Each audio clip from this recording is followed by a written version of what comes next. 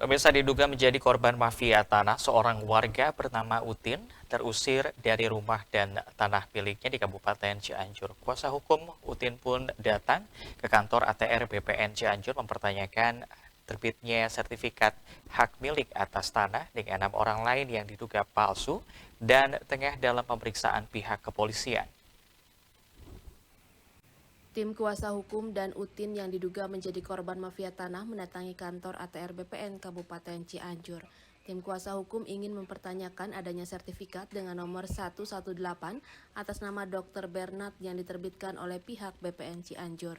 Berdasarkan berita sebelumnya, Utin Yeni Sismayani yang terpaksa tinggal di rumah kontrakan anaknya di Desa Limbangan Sari, Kecamatan Cianjur Kota, pasca terusir dari rumah dan tanah miliknya seluas 1.800 meter lebih di Desa Ciherang, Kecamatan Pacet, Kabupaten Cianjur.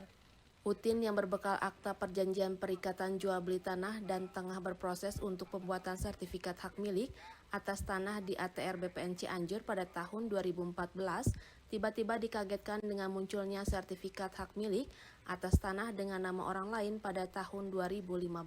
Bahkan Utin harus terusir dari rumah dan tanahnya yang sudah dikelola sejak tahun 1983. Pengusiran Utin dari rumah dan tanah miliknya ini setelah adanya pengakuan dari pihak lain yang memperoleh hak milik atas tanah berdasarkan putusan pengadilan negeri dan putusan pengadilan tata usaha negara. Sehingga sertifikat hak milik atas tanah dari ATR BPN Kabupaten Cianjur diterbitkan atas nama Dr. Bernard pada tahun 2015. Menurut kuasa hukum, sertifikat kepemilikan hak atas tanah ini menjadi persoalan baru. Pasalnya dalam nomor sertifikat hak milik atas tanah tercantum di Desa Ciputri, Kecamatan Pacet. Namun objek tanahnya di Desa Ciherang, Kecamatan Pacet. Tak terima hak milik atas tanahnya beralih ke pemilikan, Utin bersama kuasa hukumnya melaporkan ke Polres Cianjur dengan laporan sertifikat palsu atau pemalsuan akta tanah yang otentik.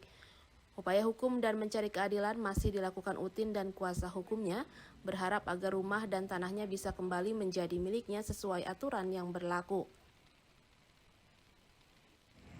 Kami datang ke Kantah Cianjur itu berkaitan dengan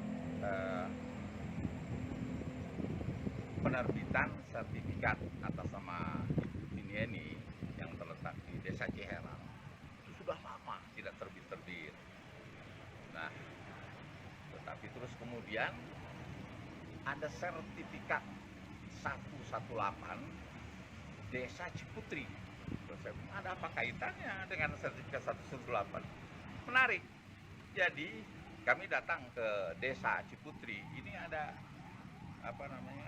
sertifikat 118 Desa Ciputri. Menurut Desa Ciputri, baik lisan maupun tertulis, tidak ada di Desa Ciputri itu tanahnya.